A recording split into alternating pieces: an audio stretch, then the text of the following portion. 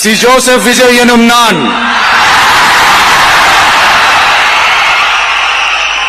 தமிழ்நாட்டு அரசின் முதலமைச்சர் என்ற முறையில் எனது கவனத்திற்குள்ளாவதும் தெரிய வருவதுமான எந்த பொருளையும் முதலமைச்சரின் கடமைகளை உரியவாறு நிறைவேற்ற தேவையான அளவுக்கன்றி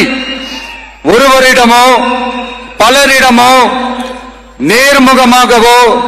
மறைமுகமாகவோ அறிவிக்கவோ வெளிப்படுத்தவோ மாட்டேன் என்று ஆண்டவன் மீது ஆணையிட்டு உறுதிமொழிகிறேன்.